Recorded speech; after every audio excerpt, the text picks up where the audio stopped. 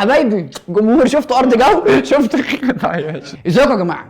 دلوقتي يا جماعه لما ترانسفير ويندو بيفتح، في لعيبه خلاص عقده خلص، يعني ال 12 شهر اخر 12 شهر ما حدش بيفاوضه، ما حدش بينادي بيتكلمه، فالواد يعني بياخد جحر كده ويكن ويعرف انه خلاص يسلم امره لله ويعرف انه ماشي. فمن اللعيبه دي في ناس كبيره خلاص شطبت، في ناس تانية لسه قدامها سنه اتنين، في ناس تانية من كتر ما هم وحشين ناس عندهم اصابات. فدلوقتي هنتكلم على اللعيبه اللي هي معقوله شويه او حلوه جدا انها ممكن حد يخطفها وهي فري ايجنت كده. اول لعيب معانا طبعا هو جون تيري. جون تيري الراجل اللي قاعد في تشيلسي 22 سنه، اسطوره في النادي، وواحد يعتبر من اهم المدافعين في تاريخ الكره الانجليزيه. جون تيري خلاص تشيلسي كان هيمشي اصلا الموسم اللي قبليه، كنت قاعد معاه قال له اقعد موسم كمان وكرمه في اخر ماتشين وخرج في الدقيقه 26 على رقم التيشيرت، يعني ما انا شايف دي حركه تهزيء اصلا. المهم خرج الراجل ودلوقتي بيتكلم مع انديه، بيتكلم مع بورموث، بيتكلم مع وست بروميتش، بيتكلم مع بريمنجهام سيتي اللي في الدرجه الثانيه عشان بيدربهم هاري ريدناب. فهنشوف الراجل هيروح فين، بس في الاخر انا شايف ان هو احتمال يجي له عرض من امريكا وهيخلع على هناك، مش هيقعد في انجلترا. نخش بعد كده على السلطان زلاتان ابراهيموفيتش. ابراهيموفيتش الاصابه اللي جات له الصليبي دي خلته قاعد مش قبل شهر نوفمبر ديسمبر الجاي عشان يرجع الملاعب اصلا. غير كده مانشستر اوريدي بتدور على مهاجم مكانه. طيب اللي حصل انه مورينيو قال له يا زلاتان انا عايز اجدد لك وعايزك تفضل قاعد في النادي وتفضل اللي هو الريهاب بقى فتره التاهيل دي. زلاتان رفض وقال لك انا باخد فلوس كتيره جدا 350,000 استرليني في الاسبوع مع البونسز مع فده كتير جدا النادي بيدفع للكلام ده، اللعيب ما بيلعبش. فقال لك لا الغي عقدي، افسخ عقدي، هي كده كده خلاص السنه اللي لعبتها. وكده كده هو اتصاب، كان عنده بند في عقده ان هو لو لعب عدد ماتشات معين العقد يتجدد لسنه ثانيه اوتوماتيكلي. اللي حصل انه اخر ماتش قبل التفصيله دي كان ماتش اللي هو اتصاب فيه اللي هو بتاع اندرلخت. فهنشوف ايه اللي هيحصل، زلاتان هيقعد ولا هيكمل، هيروح امريكا. في ناس بتقول ان اول ما يخف مانشستر هتقوم راميه له عقد على الترابيزه، فهنشوف الدنيا دي هتمشي ازاي. بس ان راجل عنده 35 سنه يحط 28 جون ليه في اول موسم في الدوري الانجليزي ده حاجه يعني.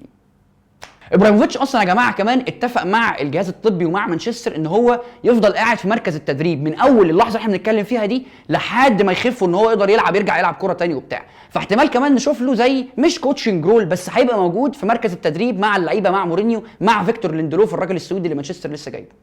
بيب يا جماعه الراجل يا عيني جاله اكتئاب من كتر ما حدش بيكلمه وقام مطول شعره وخد ركن على جنب كده في ريال مدريد.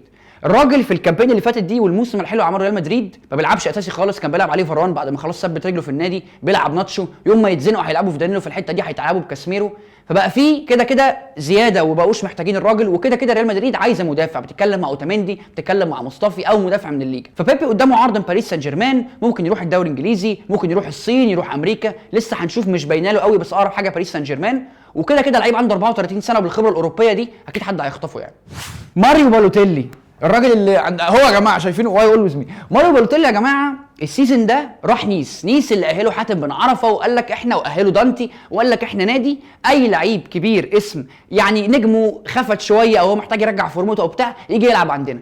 الراجل فعلا راح لعب عندهم وبتاع ولعب عندهم موسم وعمل معاهم رقم حلو جدا وحط 17 جول مع الفريق، وان هو عرف يوصلهم تشامبيونز ليج ويخلص بيهم مركز ثالث. دلوقتي بالوتيلي قال لك هيمشي من نيس، اكيد مش هيقعد مع نيس. اللي حصل انه الاعلام في المانيا قفش مينو رايولا عند دورتموند، وان هو كان رايح يتكلم مع دورتموند. قال لك هيتكلم مع دورتموند عشان ايه فسالوه سالوه الكيكر وبيلد، سالوه انت رايح هنا دورتموند تتكلم على ايه؟ قال لهم ماريو بالوتيلي على كلام مينو رايولا ان هو هيمضي كفري ايجنت مع دورتموند. فبالوتيلي جاي يلعب فين؟ جاي يلعب مكانه اوباميانج الراجل اللي ماشي راح باريس سان جيرمان، ولا جاي يلعب جنبه، ولا هيقعد احتياطي؟ فهنشوف هل هو اصلا عنده الديسيبلين ان هو يقدر يقعد احتياطي تاني او يلعب، لانه كان دايما يقول لك ايه انا لعبوني مع مهاجم تاني ما اعرفش العب مهاجم لوحدي. فهنشوف دي هترسى على ازاي، بس هو الاكيد انه عمل موسم حلو جدا مع نيس ولمع اسمه جدا، والراجل في الاخر عنده 26 سنه فلسه قدامه على الاقل 5 سنين 6 سنين كوره يعني.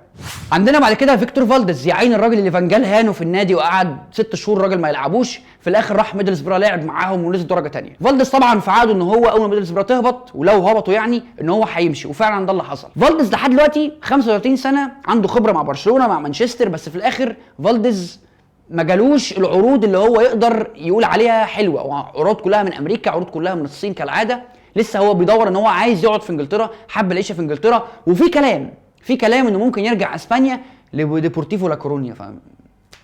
خيسوس نافاس الواد ابو عين زرقاء الواد الحلو، وانما يا جماعه عايزين نطلع صورته هنا. ايوه شايفين يا جماعه حلو ازاي؟ اوكي. خيسوس نافاس ده يا جماعه لما من ساعه ما جه مانشستر سيتي في الاول كان طفره، ايه ده الوينج اللي بيجي على الخط ويرفع ده سريع قوي، ايه ده؟ بس الفكره ان مع تطور لعب الدوري الانجليزي ومع تطور لعب مانشستر سيتي واللعيبه الاحسن اللي جت، بقى خلاص جو يجري على الخط ويرفع ده ما بقاش ياكل.